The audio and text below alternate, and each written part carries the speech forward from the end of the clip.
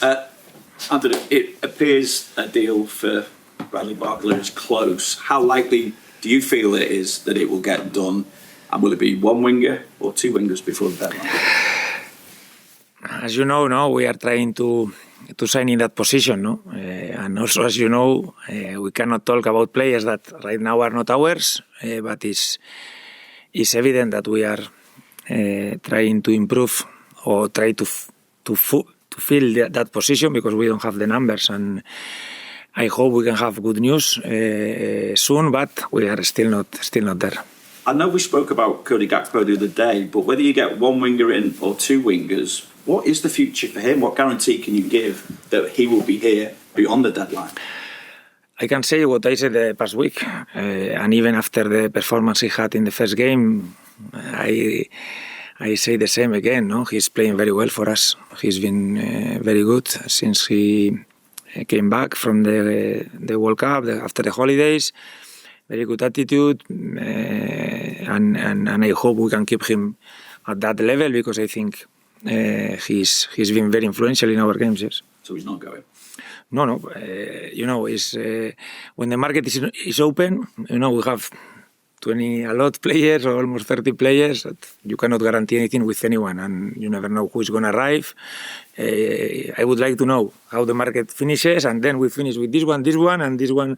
But I don't know. I don't know what's going to happen with any of our players. I cannot guarantee anything, no. And you think I can smell what we are going to sign or what positions, but after experience shows you that there is an opportunity last day, and you think, okay, it improves us. Let's take it.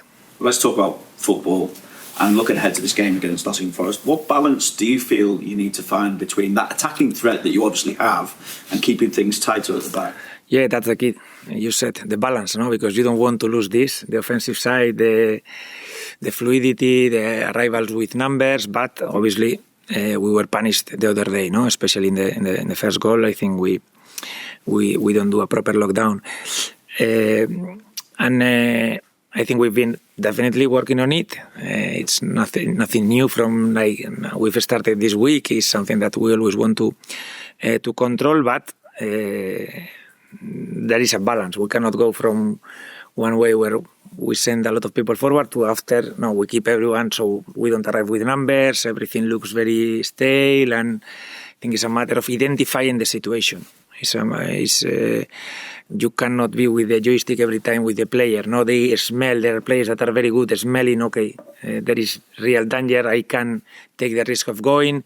Now I think I have to stay, and this is also the quality of the player, no, who takes those decisions.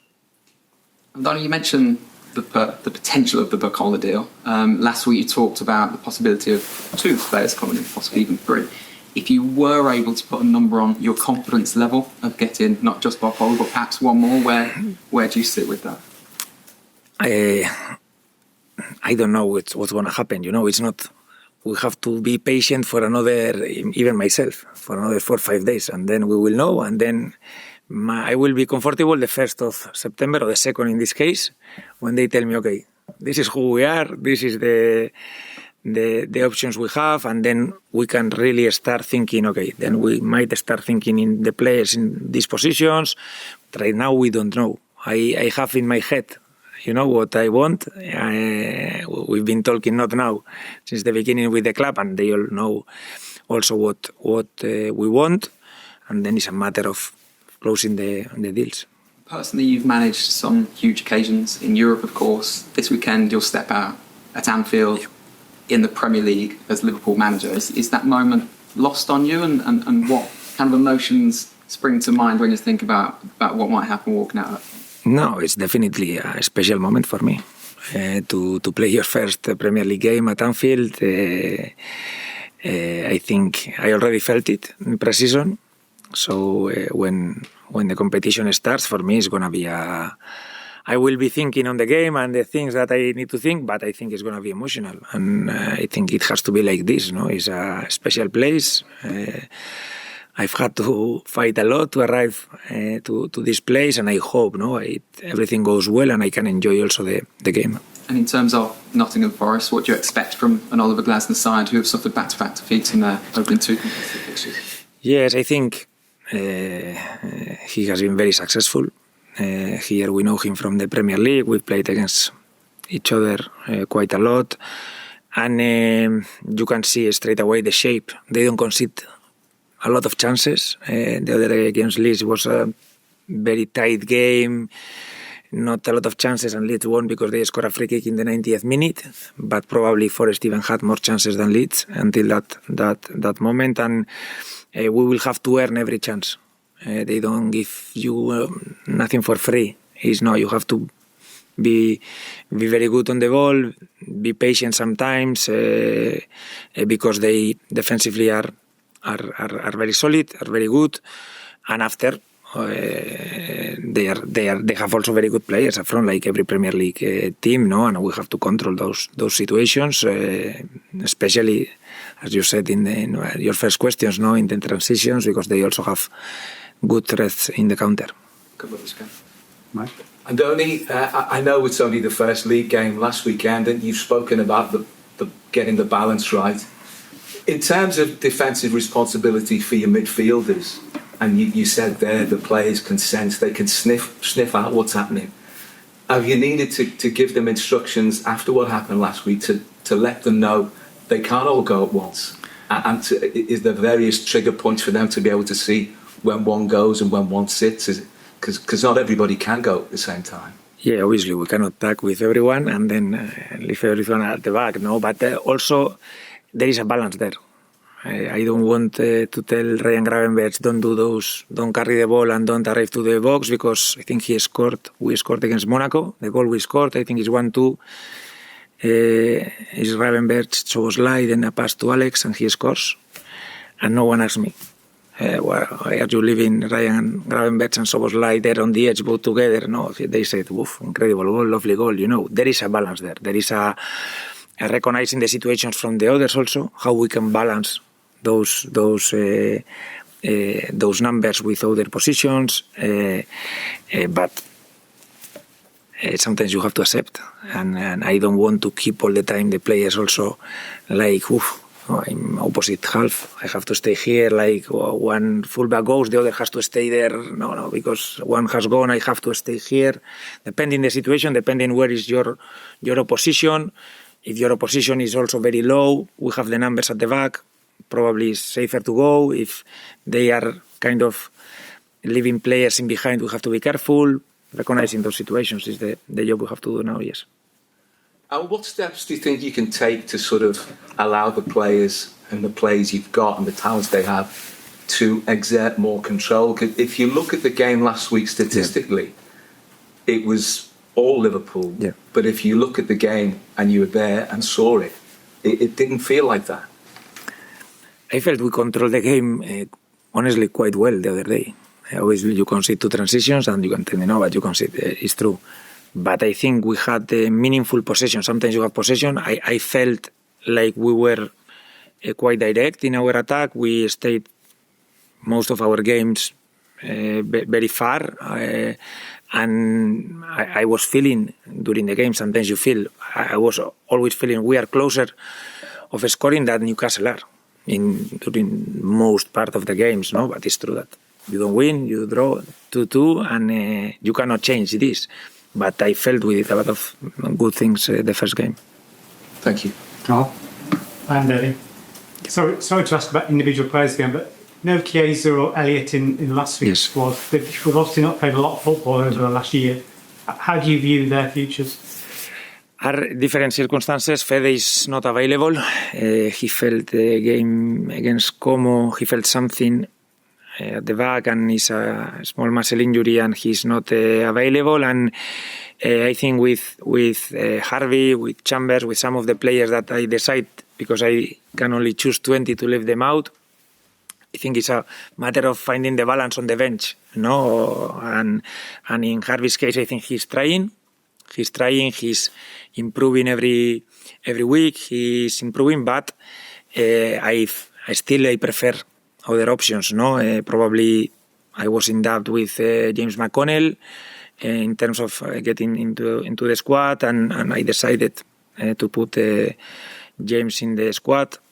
But we never know. It's another new week, new chances for everyone, and they have to keep on that mentality.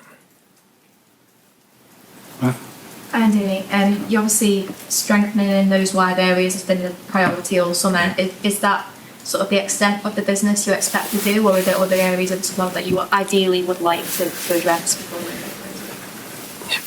That's the question mark is what you say, ideally. Ideally is the magic word, no? At the end is there are certain things that you can do, certain things that we don't know if we can do.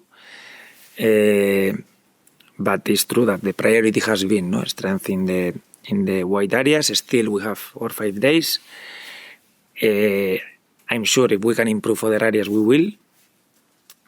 But I don't know how the market is going to finish, so I cannot tell you. I have to be patient, the same as you. I want to know. Believe me, it's very uncomfortable for me because you are dealing with uncertainties all the time. But we have to wait 4 or 5 days, and then we will know what we have and make like proper plans. Yes. Hi, Anthony. I want to ask you in relation to the issues you had in midfield against Newcastle. Have you been slightly surprised by the reaction to it? Because it is very early on in your tenure, and there seems to be quite an extreme reaction of people definitively sure that this configuration with these players can't work. Have you been surprised by that? Not surprised. I expected when I came here, that everything is going to be magnified and for the good and for the bad. And I think I started to understand, everything that happens. But it's just one game where I think we did a lot of very good things. Even those players in the midfield, they did a very good things. There are definitely things that we need to improve. Like we talked about the goals we conceded. But what I have no doubt that they are all top players, very good players. And now it's a matter of myself, my coaching staff, the players, how we can maximize the potential, the level of the players we have there in the midfield, because you analyze one by one and they are all very, very good players. And are you surprised also with the focus on the 2 midfielders? Because essentially it's a system that's going to require all 11 players to kind of get used to it. Yeah, but it's football. At the end, we go to the goals always. If you make the same mistake, exactly the same mistake, but Elanga doesn't score that goal, we would be talking about, I don't know, if we consider set play, about set plays. Because now the set plays and this... So when you concede 2 goals because of the transition, it's easy and it's normal, and I understand. We have to talk about the defensive transitions.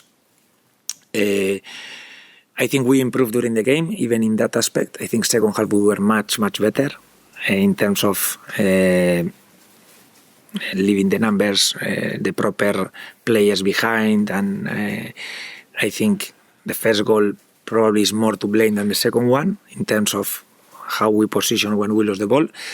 And I hope we can continue, and then we speak less about these problems. There will be something else. There we will be talking about something else, but I understand it's the first game of the season.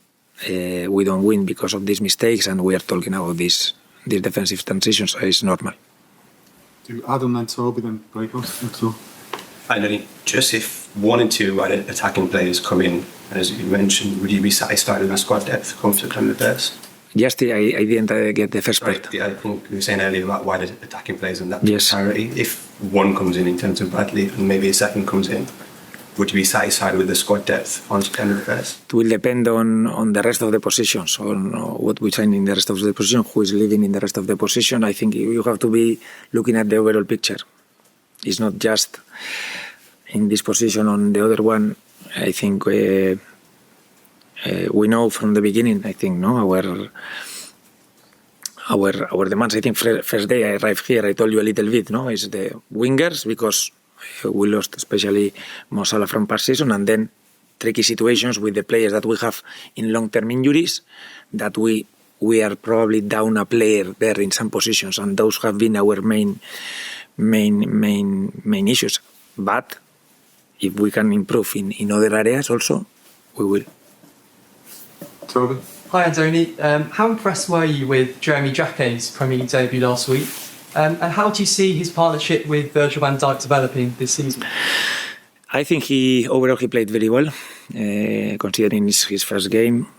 Also basically 45 minutes of pre-season. It's true that he finished tired. We had to sub him because I was feeling last 5 minutes on the pitch. He was tired, and you can feel, especially with centre backs. But he's been very confident on the ball, good without the ball, and he's very young, new signing. For sure he will make some mistakes. We will have to accept this, but he's performing for me and training very well. Thank you. Do the break up next, Toby. Thank you. Thank you.